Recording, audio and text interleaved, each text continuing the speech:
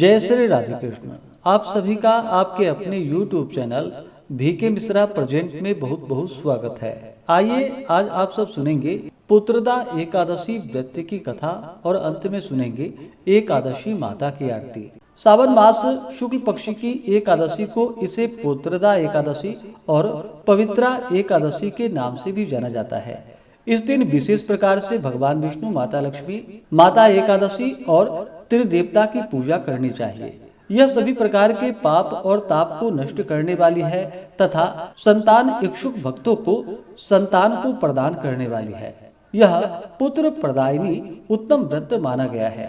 तो आइए सुनते हैं पुत्रदा एकादशी व्रत की कथा। तो बोलिए प्रेम से भगवान विष्णु की जय, माता लक्ष्मी की जय, एकादशी माता की जय, सर्वदेवी देवता की जय।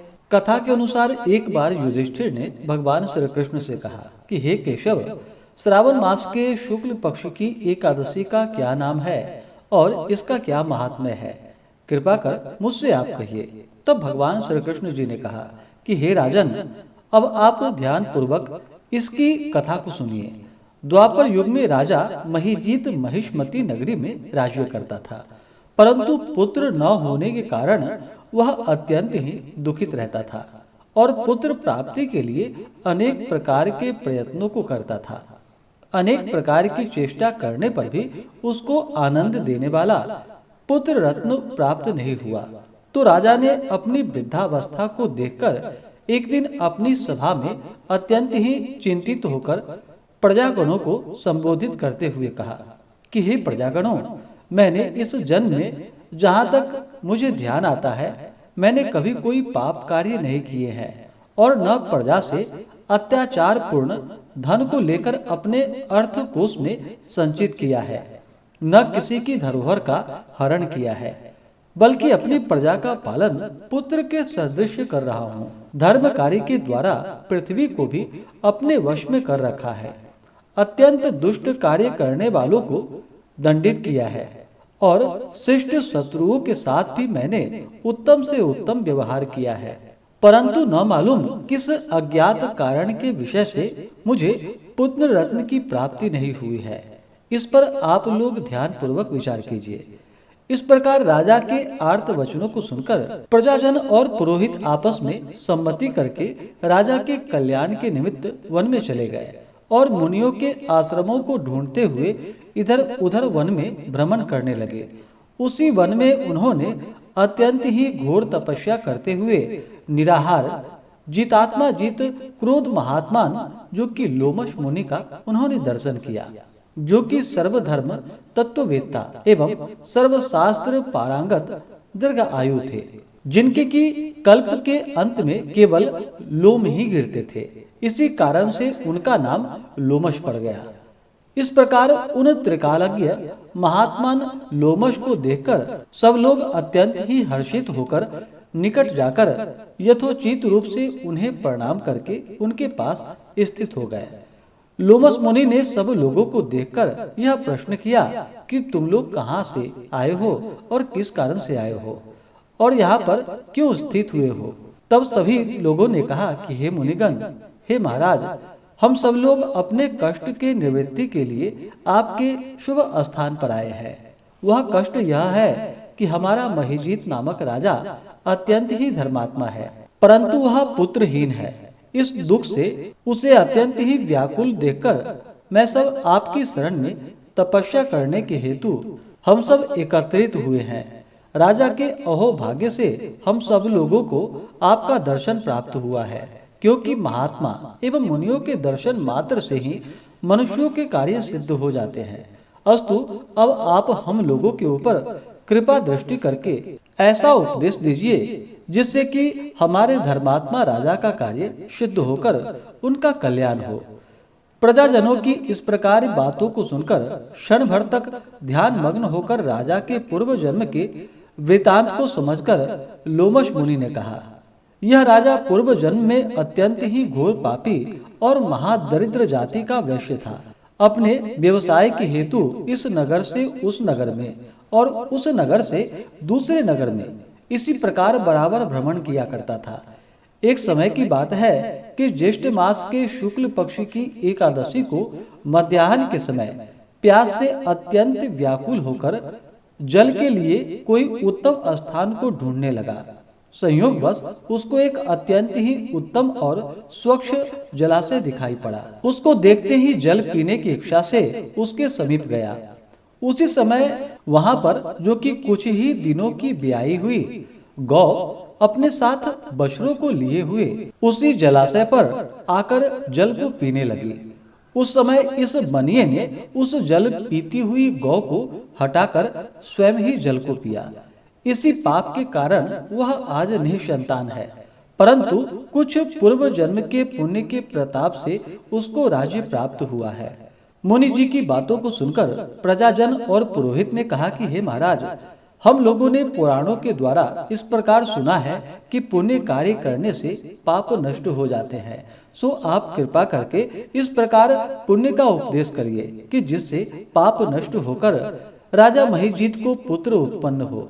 तब लोमस ऋषि ने कहा कि हे मनुष्यों, श्रावण मास के शुक्ल पक्ष की पुत्रदा नामक एकादशी का व्रत तुम लोग करो और नियम पूर्वक पूजन इत्यादि करके रात भर जागरण करो तथा उसका सब फल अपने राजा को प्रदान कर दो, तो उस राजा को पुत्र उत्पन्न होगा। इस प्रकार लोमस ऋषि द्वारा व्रत के विधान और फल को सुनकर सब लोगों को अपार आनंद प्राप्त हुआ और सब लोग अपने अपने घर को लौट आए। जब श्रावण मास आया तब सब लोगों ने लोमस ऋषि के आज्ञानुसार राजा सहित भक्ति और विधान पूर्वक एकादशी का व्रत किया और दूसरे दिन अपना अपना फल उन सब लोगों ने राजा को प्रदान कर दिया। उस फल के प्रभाव से राजा की रानी ने गर्भ धारण कर समय आने पर पुत्र रत्न को प्राप्त किया। इस प्रकार की यह फलदात्री पुत्रदा एकादशी है। इसलिए इस लोक और उस लोक में आनंद प्राप्त करने वाले को इस पुत्रदा नामक एकादशी का व्रत अवश्य ही करनी चाहिए। इस एकादशी का महात्म्य पढ़ने और सुनने से घोर पापों से मुक्ति मिलती है। तो बोलिए प्रेम से भगवान विष्णु की जय। तो आइए अब सुनते हैं एकादशी माता की आरती। तो बोलिए प्रेम से एकादशी माता की जय। ओम जय एकादशी माता, विष्णु पूजा व्रत को धारण कर शक्ति मुक्ति पाता। ओम जय एकादशी माता, विष्णु पूजा व्रत को धारण कर शक्ति मुक्ति पाता। तेरे नाम गिनाओ देवी भक्ति प्रदान करनी, गण गौरव की देनी माता शास्त्रों में वर्णी। ओम जय एकादशी माता, विष्णु पूजा व्रत को धारण कर शक्ति मुक्ति पाता। मार्गशीर्ष के कृष्ण पक्ष की उत्पन्ना विश्वतारिणी जन्मी, शुक्ल पक्ष में हुई मोक्षदा मुक्तिदाता बन आई। ओम जय एकादशी माता, विष्णु पूजा व्रत को धारण कर शक्ति मुक्ति पाता। पौष के कृष्ण पक्ष की सफला नामक है, शुक्ल पक्ष में होए पुत्रदा आनंद अधिक रहे।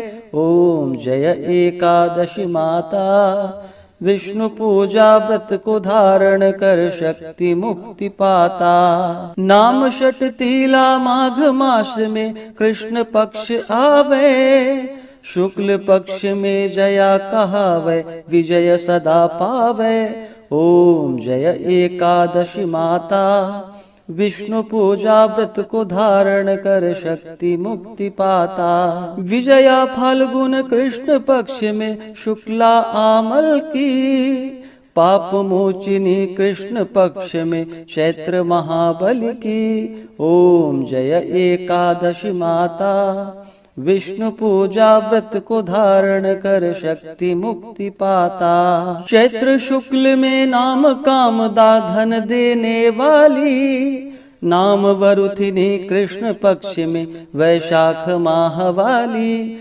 ओम जय एकादशी माता, विष्णु पूजा व्रत को धारण कर शक्ति मुक्ति पाता। शुक्ल पक्ष में होए मोहिनी अपराज्येष्ठ कृष्ण पक्षी, नाम निर्जला सब सुख करणी शुक्ल पक्ष रखी। ओम जय एकादशी माता, विष्णु पूजा व्रत को धारण कर शक्ति मुक्ति पाता। योगिनी नाम आषाढ़ माह में जानो कृष्ण पक्ष करणी, देव शयनी नाम कहायो शुक्ल पक्ष धरणी।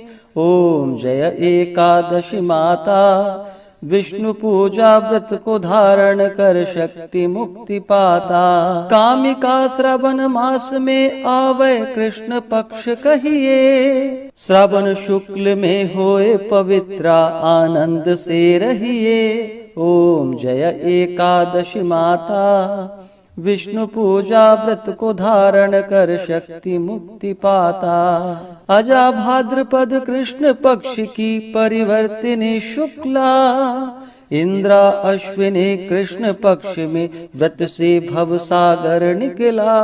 ओम जय एकादशी माता, विष्णु पूजा व्रत को धारण कर शक्ति मुक्ति पाता। पापांकुशा है शुक्ल पक्ष में आप हरणहारी, रमा मास कार्तिक में आवे सुखदायक भारी। ओम जय एकादशी माता, विष्णु पूजा व्रत को धारण कर शक्ति मुक्ति पाता। देवोत्थानी शुक्ल पक्ष की दुखनाशक मैया, पावन मास में करो विनती पार करो नैया। ओम जय एकादशी माता, विष्णु पूजा व्रत को धारण कर शक्ति मुक्ति पाता। परमा कृष्ण पक्ष में होती जन मंगल करणी, शुक्ल मास में होए पद्मिनी दुख दारिद्र हरणी। ओम जय एकादशी माता, विष्णु पूजा व्रत को धारण कर शक्ति मुक्ति पाता। जो कोई आरती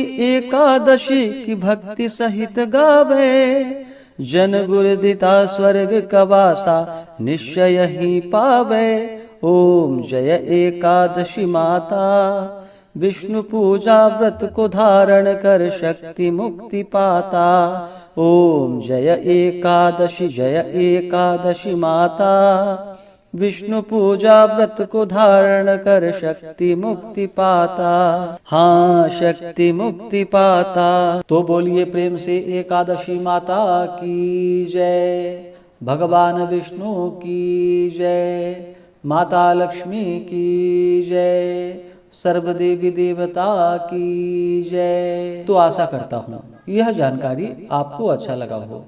इसी प्रकार से ज्ञानवर्धक जानकारियाँ प्राप्त करते रहने के लिए, व्रत पूजा के बारे में जानने के लिए, कथा को सुनने के लिए चैनल पे अगर आप पहली बार आए हैं तो चैनल को लाल बटन दबा करके सब्सक्राइब करें, साथ में बेल आइकन घंटी को दबाएं ताकि आने वाली वीडियो का नोटिफिकेशन आपको समय से मिलता रहे।